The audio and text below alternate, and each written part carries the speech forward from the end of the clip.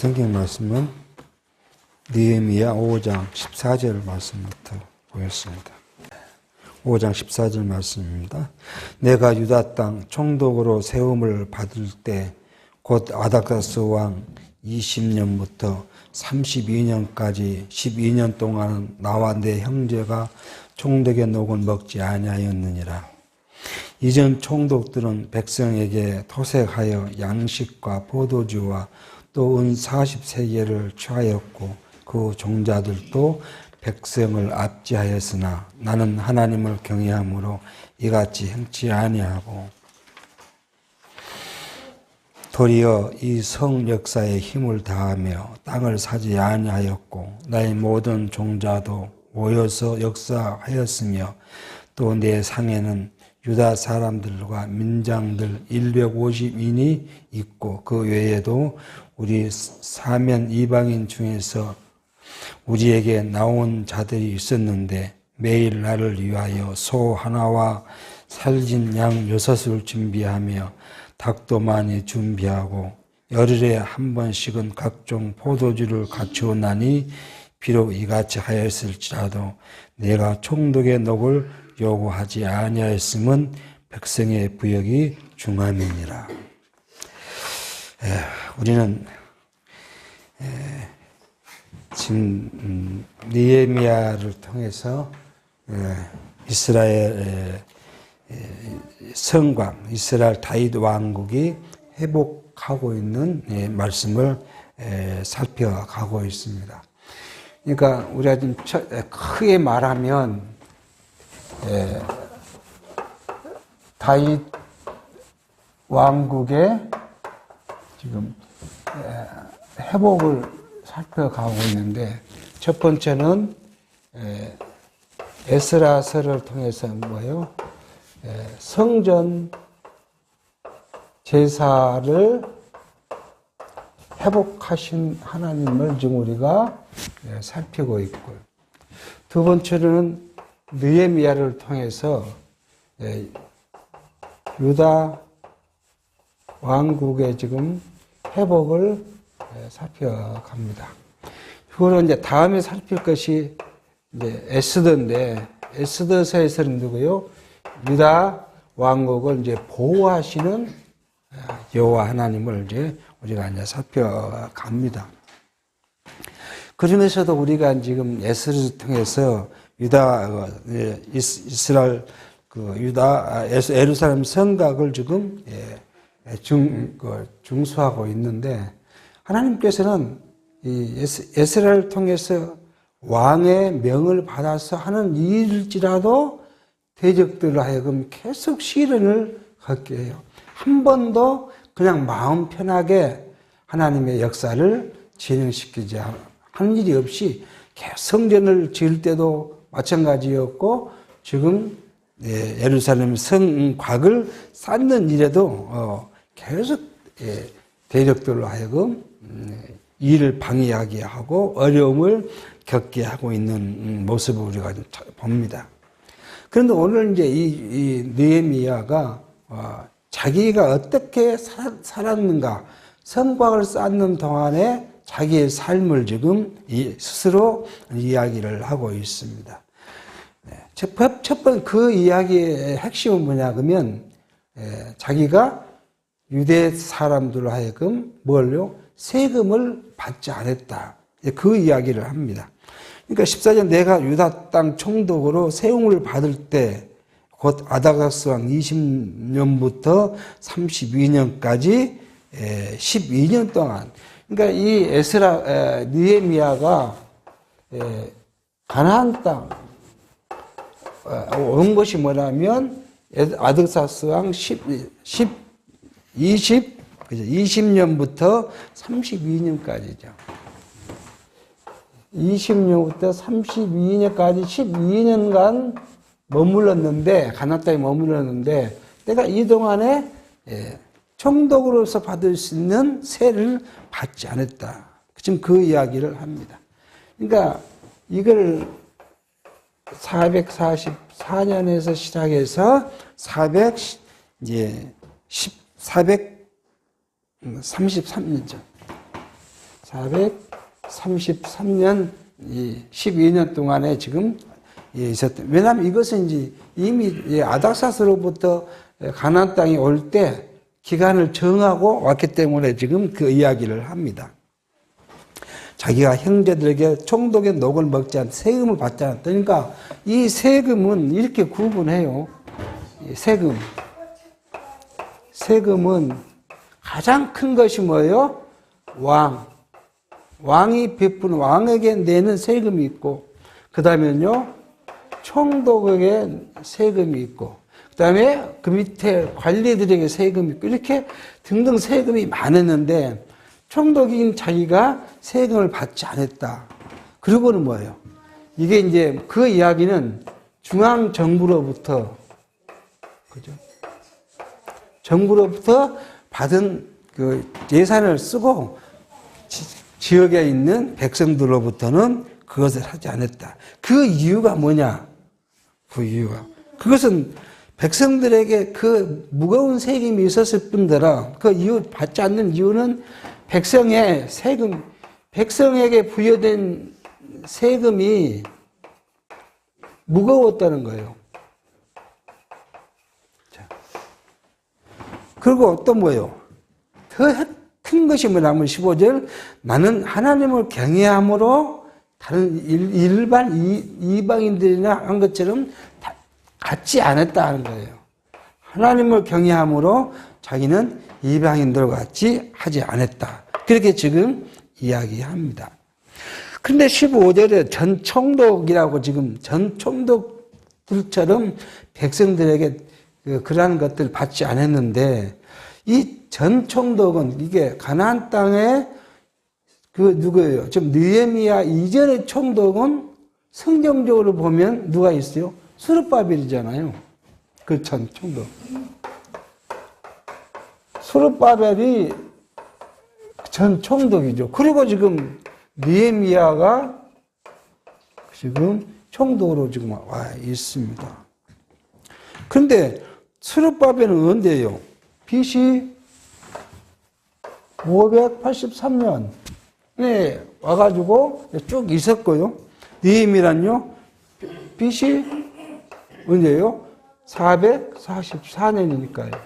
요 지금 틈이 한 105년의 차이가 있죠. 그러면 느헤미야가 지금 전 총독이라면 누구예요?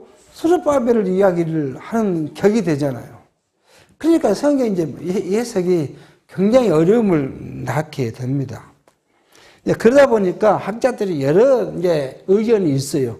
정총독은 스룹바벨과 느헤미야 사이에 유다의 다른 총독들이 많이 왔을 것이다. 근데 그 총독들의 이름을 이야기를 해요. 그러고 나서 또 이 고고학에서 말한 고고학자 아비갓이라는 사람의 자료를 보면은 엘라단, 여호에셀, 아자이 같은 총독들이 있었다고 해요. 그러나 사실은 또 문헌에, 역사적 문헌에 확고히 써 있지는 않고요. 그런데 그 느헤미야 이후에는 또 많은 총독이 있었는데 바고이, 에즈키랑 같은 총독들이 느헤미야 이후에 부임하기도 합니다. 그런데 이것을 이분들의 성경이 기록되지 않는 이 사람들에게 그걸 이제 이야기하기는 상당히 어려움이 있고요. 당시에 스룹바벨과 느헤미야가 총독 오기 전에 가나안에는 어떤 데 있어요? 가나안 땅 총독이 있었어요. 총독. 그리고 이 사람들의 위에는 누가 있었어요? 유프라테스강 서편 총독이 있어요. 큰 이 지역에 총괄하는 총독이 있고 부분에 총괄이 있었으니까. 그래서 지금 이 느헤미야가 이야기하고 있는 정총독은 가나안 땅에 있었던 총독들을 이야기하지 않는가 하는 이제 해석을 하기도 합니다. 그런 총독들과 같이 안 했다. 그 이유는 뭐예요? 백성들의 세금을 가볍게 해주고 또는요 하나님을 경외한 자로서 뭘 지켜요? 신앙 양심을 지켰다. 성경은 그만 없지만 우리가 지금 그렇게 해석할 수 있는 것이죠. 내가 하나님을 경외한 자로서 남의 것을 토색하는 건 있을 수 없잖아요. 그러니까 그 양심을 지켰다. 그렇게 지금 이야기하고 있습니다. 그런가 하면 그 백성들의 세금을 걷지 않았음에도 불구하고 자기는 무엇을 했다고? 16절 도리어 이 성 역사의 힘을 다하여 뭐예요? 땅을 사지 않고 거리대금을 안 했다는 거냐. 돈을 벌으려고 하지 않았다는 거 아니에요. 그리고 자기뿐만 아니라 자기를 따라와서 지금 있는 종자들도 역시 그렇지 않고 역사 일하는데 최선을 다했다. 그렇게 지금 말을 합니다. 그런가 하면은 자기 이제 형편을 이야기해요. 자기 상에는 누가 있었냐 그러면 유다 사람들. 이 유다 사람들은 이게 보면은 유다 사람 중에서 어떤 그 직급의 이상의 그 관을 이야기하고 있는 걸로 볼 수 있어요. 그리고 민장들이 150명 있었다. 유다 사람과 민장들, 관원들이 150명이 자기 상에서 먹었다는 거예요. 또 그 외에도 뭐예요? 중앙관청이라든지 여기 서편에 있는 큰 총독이 무슨 순찰을 올 거 아니에요. 그런 사람들. 그러니까 그 외에도 우리 사면 이방인 중에서 우리에게 나온 자들, 그런 순찰 온 사람들을 또 밥을 먹게 했다. 그래서 그걸 위해서 매일 나를 위해서 소 하나와 살찐 양 6을 잡고 닭도 잡고 열흘에 한 번은 각종 포도주를 이렇게 갖춰가지고 이제 그런 했는데 내가 총독의 녹을 요구하지 아니었으면 백성의 부역이 중했다. 세금이 무거웠다. 지금 그렇게 이야기를 하고 있습니다. 그러니까 이 말은 뭐냐 그러면 느헤미야가 무엇을 다 했다고요? 성곽을 쌓는데 자기 모든 것을 다 바쳐 했다. 헌신했다는 거예요. 느헤미야가. 내가 이렇게 헌신하고 또 자기의 헌신을 따라서 누가요? 백성들이 헌신해서 이 예루살렘 성곽을 쌓게 됐다. 그 핵심이 뭐예요? 핵심. 그러니까 예루살렘 성곽을 쌓는 모든 사람들, 모든 이 섬기는 모든 섬긴자들이 헌신을 통해서 그러니까 예루살렘 성곽이 중건다는 사실을 지금 이야기를 합니다. 이걸 뭐예요? 헌신. 이게 오늘날 우리 교회의 생활이 마찬가지예요. 교회에서 우리가 섬김을 하는 모든 사람들의 모습이 뭐예요? 헌신이에요. 자기를 드리는 거예요. 자기를 들어서 일해요. 목사든 장로든 집사든 그냥 성도든 모두가 뭐예요? 자기를 들여서 하는 거예요. 자기의 이익을 취하는 것이 아니고 자기를 들여서. 그게 무엇을 이야기해요? 그리스도께서 우리를 위하여 죽으신 것, 헌신하신 것에 대한 모형적 예표예요. 그러니까 구약의 모든 것이 뭐예요? 그리스도에 대한 겁니다. 그렇게 지금 한 것을 우리가 이제 살펴갑니다. 자, 신약시대를 보면 이게 뭐예요? 이 헌신이 연보일 수도 있고요. 수고일 수도 있고. 연보만이 헌신이 아니잖아요. 돈만이 헌신 안 해요. 시간을 들여서 하는 일도 있고요. 모두가 다 하는 일이 하나님께 드려지는 헌신. 그게 우리가 크게 다 아울러서 이야기하면 연보라는 거죠. 연보가 꼭 돈만이 연보가 아니기 때문에. 그러니까 것은 뭐예요?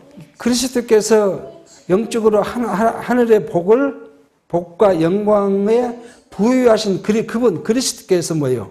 우리를 위해서 가난한 자로서 가장 낮은 위치로 내려서 우리를 자기의 헌신을 통해서 우리로 하여금 부유케 하신 그 은혜가 우리로 하여금 알게 한 거예요. 그러니까 가난한 우리의 영적으로 하나님의 영광을 누리지 못한 까닭은 뭐예요? 우리가 가난해지지 못하고 항상 내가 부유하고 있다는 착각 속에 있어요. 그럼으로써 우리가 뭐예요? 우리의 그리스도를 통한 우리가 준 영적 부유를 누리지를 못해요. 그러니까 육체로 있는 부유를 버리지 않는 한, 육체 것을 버리지 않는 한 신령한 것을 우리가 누릴 수가 없어요. 그러니까 예수님께서 그 이야기를 하시잖아. 부자가 그의 소출이 너무 많으니까 곡간을 새로 짓고 내 영혼아 이제 오늘 편히 쉬자. 왜요? 내가 몇 년 먹을 양식이 이제 다 곡간에 쌓여 있으니까 이제 편히 쉬보자. 그렇게 이야기하니까 그 하나님 뭐라고요? 야, 이 미련한 놈아, 내가 오늘 밤에 너를 데리고 가면 그 많은 양식이 누구 것이 되고 무슨 필요가 있겠느냐? 그렇게 이야기해요. 그러니까 육신의 충만으로 신령한 것을 충만케 할 수가 없어요. 오히려 반대예요. 육신의 것을 비우지 않으면, 육신의 욕심을 비우지 않으면, 육신의 욕망을 비우지 않으면 신령한 것을 채워가기가 어려워요. 그러니까 그래서 예수님께서는 뭐예요? 한 종이 두 주인을 섬길 수 없다. 이 주인을 더 좋아하든지 저 주인을 더 좋아하든지 그렇게 된 걸로 한 종이 두 주인을 섬길 수 없고, 그와 같이 뭐예요? 성도가 하나님과 물질을 더 겸하여 섬길 수 없다. 그 이야기를 합니다. 물질의 유혹이라는 것은 하나님의 은총보다 더 무서워요. 느낌이. 육체의 물질의 유혹이란 거 얼마나 무섭습니까? 세상에 물질이 없이는 우리가 뭐예요? 생명을 유지할 수 없기 때문에 물질의 유혹이란 것이 그렇게 무섭고 두려운 거예요. 그러니까 우리가 이 물질의 유혹을 우리가 물리칠 수 있는 방법이 뭐예요? 그게 예수님께서 가르치시는 것이에요. 너희는 무엇을 먹을까? 무엇을 입을까? 무엇을 마실까? 염려하지 마라. 너희는 그것이 있어야 될 것을 너희 아버지 하나님이 아시고 있다. 근데 너희 하나님 아버지는 어떻게 하냐? 바로 한번 밖에를 눈을 떠보면 누구래요? 종달새가 농사를 짓지 않아도 먹고 백합화가 길쌈마다 안 해도 아름답게 한데 그게 다 하나님께서 하시는 일인데, 하물며 하나님이 사랑한다는 너희를 그냥 가만히 놔둘 거 아니냐? 그러니까 그것들은 염려하지 말고 뭐예요? 내가 영원한 하나님의 나라, 그 의와 그 나라를 기억하고 기도하고 간구하고 소망하면 너희 마음에 평강이 있고 뿐만 아니라 뭐예요? 육체로서는 일용할 양식으로 우리가 살아감으로 염려하지 말라. 그게 예수님께서 우리에게 주신 가르침이거든요. 근데 우리가 이 말씀을 읽고 생각할 때는 그렇게 갔는데 눈 뜨고 밖에 나가면 그걸 까마득 잊어버리고 물질에 함몰되어 있는 그것이 우리의 삶이에요. 우리 삶. 그러니까 이걸 배격하는 것은 뭐예요? 욕심을 조금씩 내려놓는 것밖에 없어요. 그러니까 욕심이 과해지면 뭐예요? 어디를 따라가요? 육체를 따라가요. 그래서 야고보 선생이 하는 말은 뭐예요? 욕심이 잉태한 즉 죄를 낳았고 죄가 장성한 즉 사망을 한다. 뿐만 아니라 바울은 뭐라고 합니다? 탐심이 곧 우상이라고 이야기를 해요. 그러니까 우리가 이 육체의 미욕, 욕심을 버린다는 것이 얼마나 어렵다는 것을 알 수가 있어요. 그래서 이 육체의 욕심을 벗는 것이 뭐예요? 우리 70여 강건한 80년 동안 이걸 하는 훈련이에요. 육체의 욕심을 벗어버려가는. 그러나 우리가 그걸 다 볼 수 없으니까 뭐예요? 우리 육체의 생명이 끝나면 그때 온전히 육체의 유혹을 다 벗어버리고 신령한 몸을 갖고 영원한 하나님 나라에 우리가 기쁨으로 갈 것이라는 것이 우리에게 주어진 약속입니다. 그러니까 그래서 이제 바울이 고린도후서 8장 9절에 이렇게 이야기를 해요. 우리 주 예수 그리스도의 은혜를 너희가 알거니와 부유하신 자로서 너희를 위하여 가난하게 되심은 그의 가난함을 인하여 너희로 부욕케 하려 하십니다. 이게 그리스도께서 오신 헌신이거든요. 이 헌신이 바로 모형적으로 지금 누가요? 느헤미야가 성곽을 쌓는 일에 헌신했다 하는 이야기를 지금 우리로 하고 있습니다. 19절입니다. 내 하나님이여 내가 이 백성을 위하여 행한 모든 일을 생각하시고 내게 은혜를 베푸시옵소서. 그렇게 이야기를 합니다. 그러니까 느헤미야가 지금 자기의 모든 헌신한 일을 하나님께 고백하면서 하나님의 은혜를 지금 구합니다. 자, 이것을 지금 갖고 오면 일반 기성해서 느헤미야의 이 기도에서 뭐예요? 하나님의 무엇을 구해요? 엄청난 은혜를 구해요. 자, 그러니까 우리가 하나님께 뭘 구해야 돼요? 은혜를 구해야 돼요. 하나님께 은혜를. 그래서 우리는 뭘 구해야 한다고요? 기존에서는요. 기존에서 뭘 구해야 돼요? 육체의 것을 가리켜요. 그래, 육체의 것을 가리킵니다. 그래서 하나님 기도해요. 그래서 육체의 것을 막 받으려고 애를 씁니다. 근데 오늘 지금 우리가 이 앞에까지 과정을 보면 느헤미야의 기도가 육체의 것을 구했겠습니까? 자기가 받을 수 있는 고난, 자기 고난에 있는 세금도 받지 않고 자기 것을 다 들여서 헌신한 느헤미야가 자기를 위해 집도 짓지 않고 땅도 사지 않았던 느헤미야가 하나님, 내가 이렇게 하나님께 헌신했으니 나한테 물질의 복을 주십시오. 그렇게 기도했겠습니까? 이게 잘못된 이 교육 가르침 때문에 성도들의 마음을 육체로 몰아가요. 육체로. 기존, 우리가 이렇게 기존교 이렇게 이야기하면 기존교에서 반발하고 아니라고 할지 모르지만, 물론 그렇게 안 가르치는 목사님도 있긴 있어요. 그지만 대부분의 이 기존교회가 은혜, 복을 뭘로요? 물질적인 것을 이야기를 하잖아요. 이 물질을 구하니까 욕심이 자꾸 늘어나요. 욕심이. 그래서 무엇에 따라가요? 육체로 따라가게 돼요. 육체로 따라가면 결국 하나님과의 아무 관계 없는 것, 이것을 가리키게 되는 것이죠.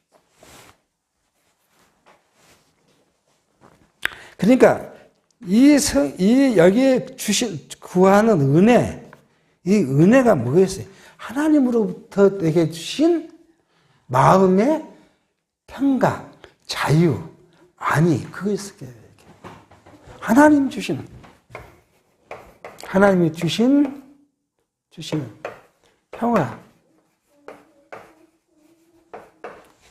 평강, 평안. 왜요? 지금 이 느헤미야는 육체를 버려버렸잖아요. 육체를 버렸으면은 우리가 말하면 우리 호집에 있는 돈을 다 지금 버렸어요. 여러분 한번 보십시오. 우리가 한번 길 가다가 내 돈 그냥 갑자기 감정이 솟아나가지고 내 호집에 있는 돈을 다 지나가는 거지한테 줬어요. 그 때는 지금 탁 기분이 좋았는데 돌아서 가서 뭐가 생각나요? 많은 것이 생각날 거 아닙니까? 이제 저녁을 뭘로 먹지? 내가 저기는 어떻게 뭔 차를 타고 가야 되지? 걱정이 생길 거 아니에요. 걱정이 생기면 뭐예요? 자기가 순수한 몸으로 줬던 그 평강은 어디 가버리고 육체가 불안해질 수밖에 없어요. 이게 우리 육체의 모습이잖아요. 이건 누구나 다 있을 수 있는 이야기예요. 그러면 뭐예요?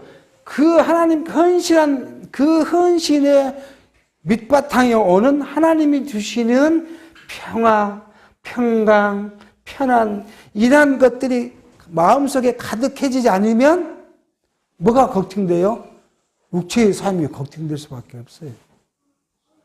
그러니까 최소한 대로 이 느헤미야가 지금 구하는 은혜는, 하나님께 구하는 은혜는 내가 하나님께 모든 것을 다 바쳐서 헌신해서 예루살렘에서 당신의 명령인 예루살렘 성곽을 쌓았으니 내게는 그것을 몇 배의 물질을 달라는 것이 아니라 그것보다 더 큰 가치, 그게 뭐예요? 마음의 평안과 평강과 하나님께 드렸다는 자부심, 이런 것들이 내게 있게 해달라고 그랬을 것이라. 그렇게 우리가 해석해 볼 수가 있습니다. 자, 이게 이제 우리는 이러한 신앙의 바탕이 되어져야 하나님 앞에 헌신할 수가 있어요. 우리가 세상에 어떤 사람이 물질을 안 갖고 온 사람이 누가 있습니까? 이 세상에 시간을 안 갖고 와서 누가 있습니까? 가서 열심히 다른 것을 하고 하면 더 재밌고 즐겁고 더 다른 걸 할 수 있을 것인데 그런 시간이 안 갖고 온 사람이 누가 있겠습니까? 내 열정이 안 갖고 온 사람이 누가 있겠습니까? 내가 말씀을 공부하고 말씀을 전하고 말씀을 나누는 일에 열정을 쏟는 것보다 다른 것에 열정을 쓰면 내게 더 소득이 있을 것인데 그런 것이 안 하고 온 사람이 누가 있겠습니까? 그런데 뭐예요? 우리에게는 우리 안에 나 있는 참된 평화, 그리스도께서 주신 말씀 가운데 우리에게 주신 참된 평강이 무엇보다요? 육체의 것보다 더 가치가 있다고 우리가 느껴지고 그것이 굳어지니까 우리가 이 한 시간 나와서 예배할 수 있는 거고요. 하나님께 연보할 수 있는 것이고요. 하나님께 이 시간을 들여서 봉사할 수 있는 거예요. 그런 가치가 없으면 그거 할 수가 없어요. 근데 그거 누가 주냐? 내가 만든 것이 아니에요. 하나님께서 주신 것이에요. 그 기쁨이 생기는 거예요. 기쁨이. 여러분 가정에 가서 여러분께서 가족을 위해서 식사를 준비하고 그때 뭐예요? 그 식사 준비한 거 다른 어디 밖에 돌아다니는 것보다 더 가치롭다고 생각하니까 가족으로서 식사를 준비하잖아요. 남자들이 가족을 위해서 뭐요? 나가서 열심히 일해서 수고하고 땀 흘리고 나가서 일하는데 모든 사람이 내 부하가 아닌 이상 나보다 다 상전이 있으니까 그 상전이 내게 좋은 말 하겠습니까? 싫은 소리 하지요. 싫은 소리 들어가면서 그 일을 하는 이유가 뭐예요? 내가 수고해서 소득을 얻어서 누구를요? 내 가족을 부양한다는 그 자부심, 그것이 있으니까 그거 하는 거거든요. 마찬가지예요. 육체적으로 그렇듯이 우리 속에 주신 하나님의 은혜가 오늘 구하는 느헤미야가 구한 그 은혜가 가득하면 하나님을 위해서 우리가 시간도 내고 물질도 내고 열정도 내고 다 수고도 내고 다 할 수 있는 거예요.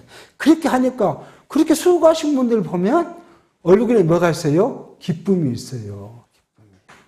그 가치로운 것을 내가 했다는 거기 때문에 그 기쁨이 있는 거예요. 오늘 여러분이 이 교회에 나와서 예배할 때 뭐예요? 기쁨으로 와서 예배를 하잖아요. 내가 오늘 또 가야 돼. 이렇게 인상성 나오지 않잖아요. 지난 시간에 맞지만 이 예배하는 것은 우리에게 뭐예요? 권리예요. 아무도 갖지 못한 밖에 사람은 할 수 없는 것을 우리에게 주신 권리예요.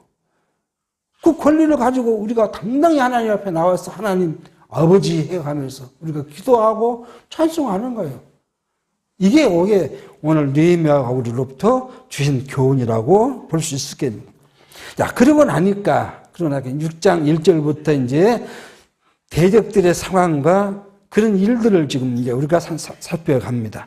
6장 보면은 이제 산발렛과 토비야와 아라비아 사람 게셈과 그 나머지 우리 대적이 내가 성을 건축하여 그 퇴락한 곳을 남기지 아니었다 함을 들었는데 내가 아직 성문에 문짝을 달지 못한 때라.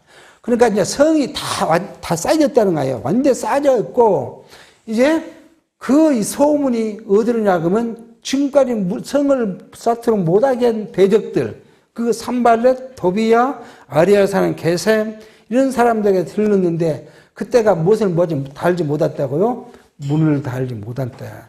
문이 달려야 왜 적이 침하면 문을 닫고 방어를 할 건데 아직 문이 닫아지지 못할 때였다는 거예요. 그냥 2절 산발렛과 게셈이 내게서 보내어 이르기를 오라 우리가 어느 평지 한 촌에서 서로 만나자 하니 실상은 나를 해코자 합니다. 자, 왜냐하면 산발렛과 아라비아 사람 게셈과 여러 이 사람들이 이제 자기들이 생각이 이 앞에 무엇을 했다고요? 계획이 틀어졌다는 거예요. 하나님께서 그 계획을 틀게 하시고 틀어졌어요. 자기들이 쫓아가서 뭘 하려고 했는데 사람을 죽이고 소란을 피우려고 했는데 느헤미야가 어떻게 했다고요?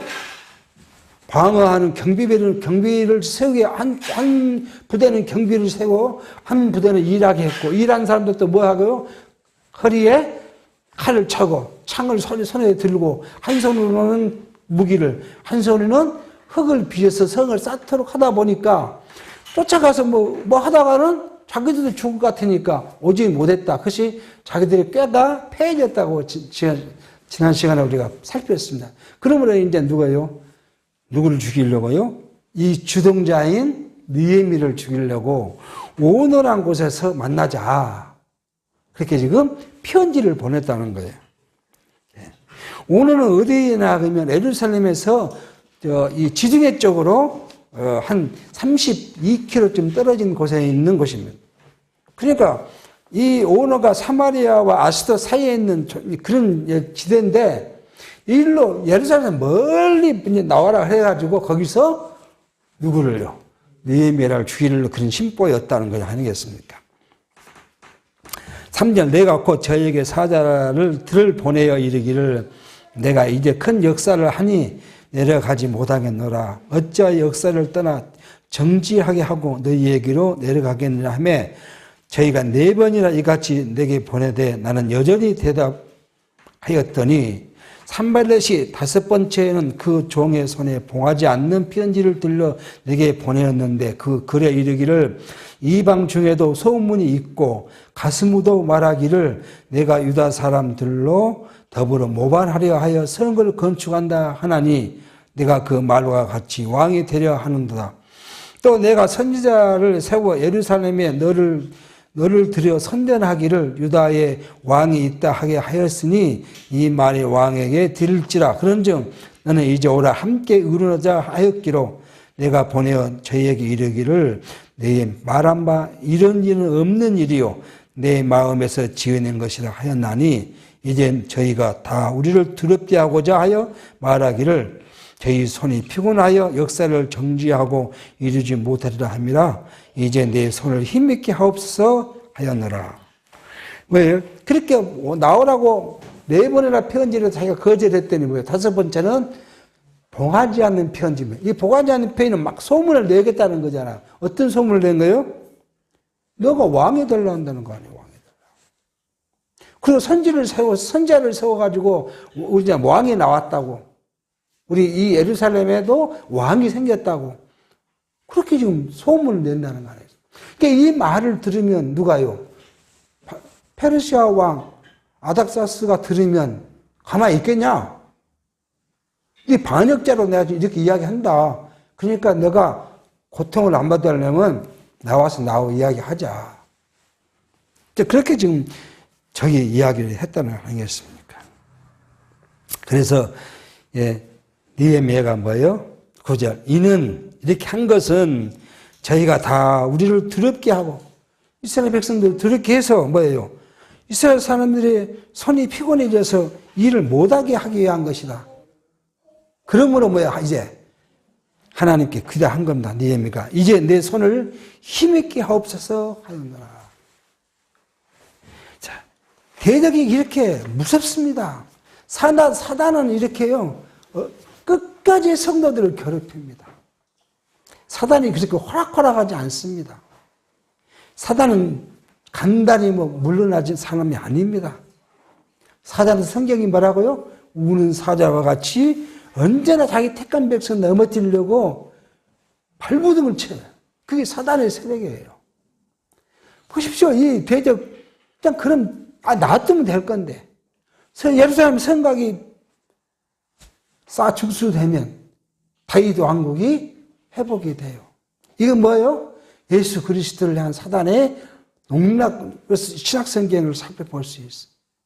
그렇게 무서워요, 사단은요. 얼마나 달콤한 말을 하는지 모릅니다, 달콤한. 권력으로 이용해가지고 그렇게 하다가 그게 안 통하면요, 달콤한 말로 합니다. 하나님께서 그 예를 드시요, 창세기 3장에서 이야기합니다. 야, 하야, 저 선악과 하나님이 따먹지 말라고 하더냐? 아니야. 정령 죽은다고 했어. 내 절대 안 죽어. 너 눈이 딱 밝아져서 너 하나님하고 갖게 돼. 얼마나 좋은데? 내가 하나님처럼 딱 똑같이 하나님과 똑같이 되면 얼마나 좋냐? 그 이야기잖아요, 지금. 그러니까요, 화가 그 선악을 아는 과실 덜렁 따먹어. 그렇게 달콤한 말을 합니다. 달콤. 우리가 범죄할 때잖아요.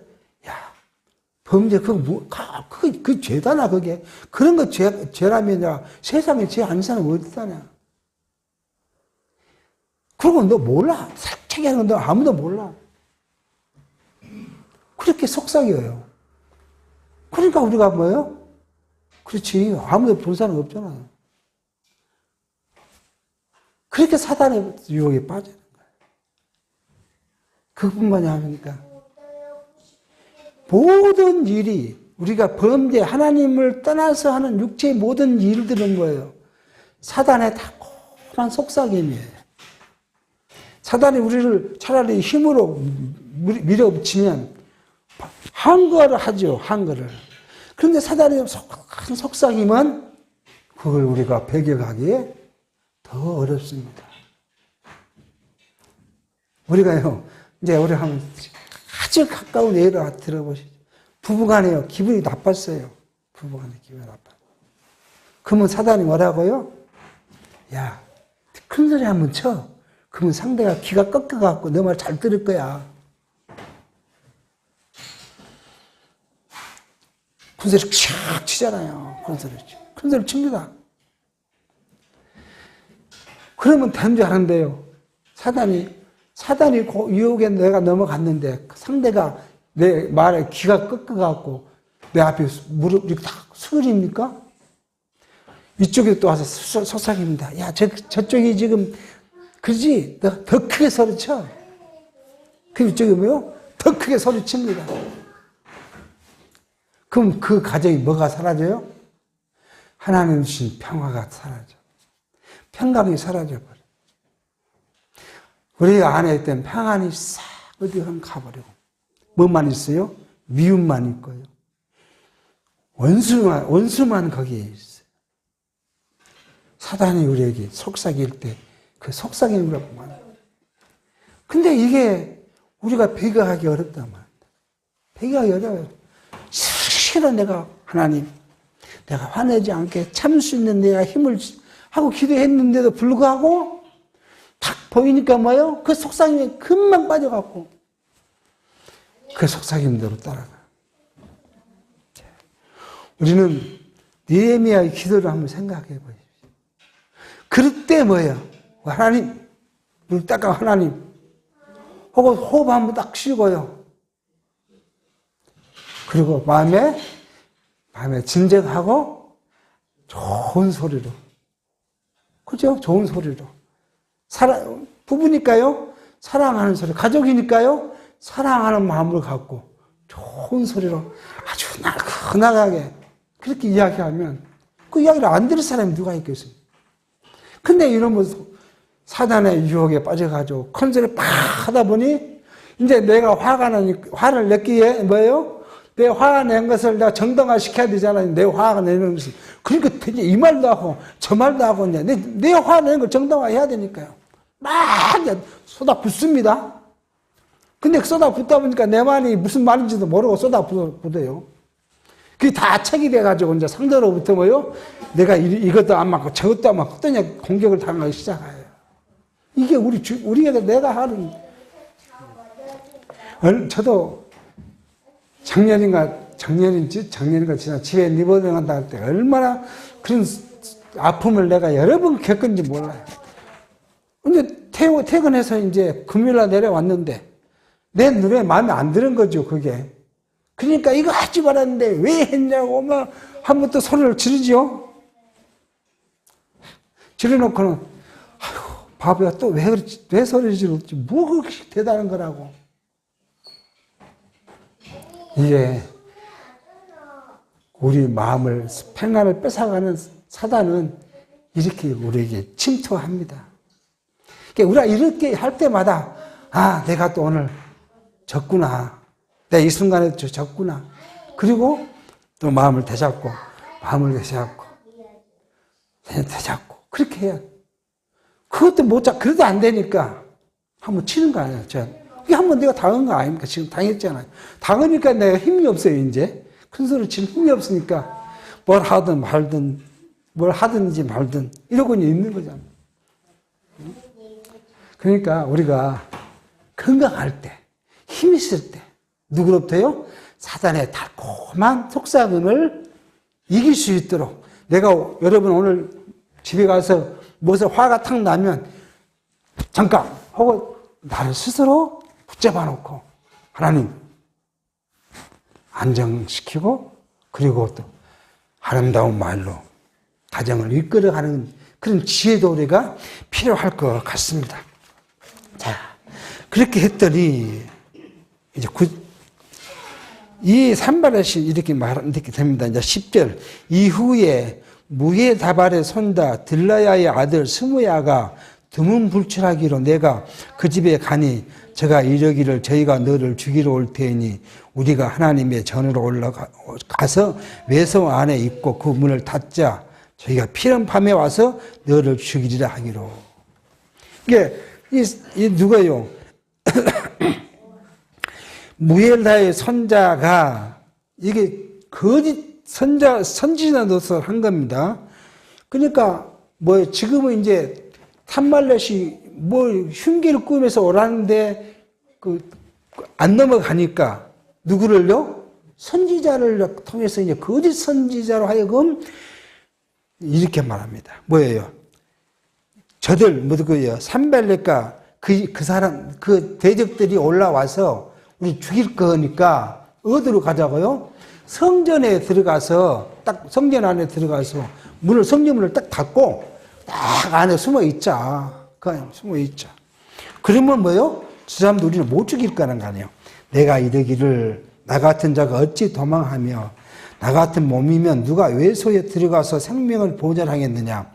나는 들어가지 않겠노라 하고 깨달은 즉 저는 하나님이 보내신 바가 아니라 도비야와 산발렛에게 뇌물을 받고 내게 이런 예언을 함이라.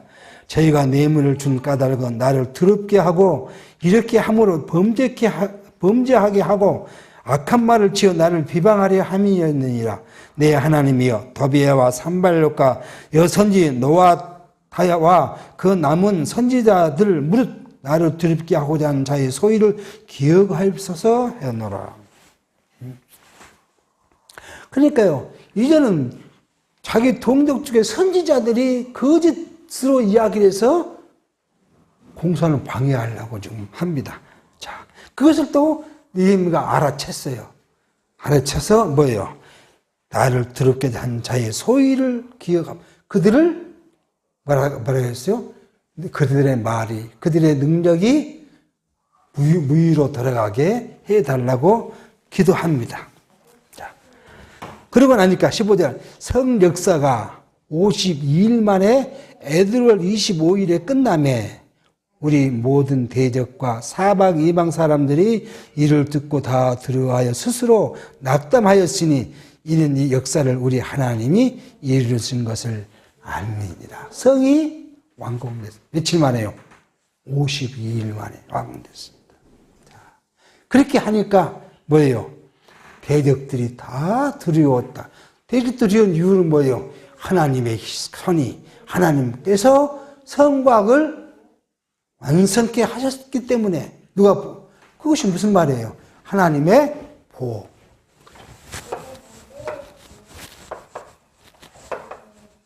이것을 대적들도 알게 됐다는 거 아니겠습니까? 대적들이. 그래서 이 성곽이 끝난 것에 대해서 다음 하나님께 여러 가지 일들을 하도록 좀 섭리해 가십니다. 자, 우리는 우리의 육체의 삶을 살아가면서 신령한 것과 육체의 것을 구별할 능력이 필요합니다.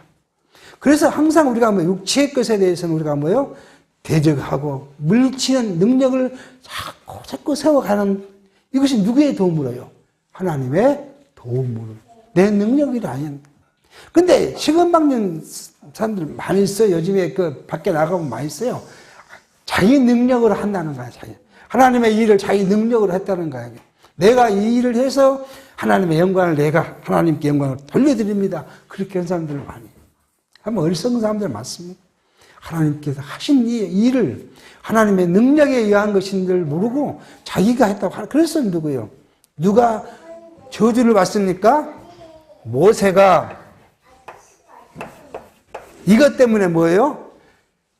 가나안 땅에 들어가지 못하고 가나안 땅을 보고 죽습니다. 왜요? 하나님께서 그랬잖아요. 반석을 명해서 물을 내라 했는데 두 번이나 꽝꽝 쳤어요. 하나님 뭐라고요? 네가 내 영광을 나타내지 못하고 영광을 네가 훔쳐가 버렸잖냐. 그러면 네가 어디 못 들어간다고? 가나안에 못 들어갈 것이다. 하나님의 영광을 진짜 훔쳐버려요. 그러고는 자기 영광을 쫙 하나님께 그래놓고 어디요? 하나님께 내가 영광을 올렸습니다. 하나님 뭐라고요? 너는 어디 못 들어간다고요? 그게 무슨 말인지를 몰라요. 무슨 말인지를. 우리는 하나님의 힘을 빌어서 하나님이 하신 것을 인정하고 그것이 하나님의 우리에게 나타내 보이신 하나님의 영광이에요. 그게 하나님의 힘으로 그것을 하나님의 능력으로 하나님의 권세로 그걸 했다고 하는 것이 뭐예요? 하나님의 영광입니다. 그걸 우리가 찬양하는 거예요. 기도하겠습니다.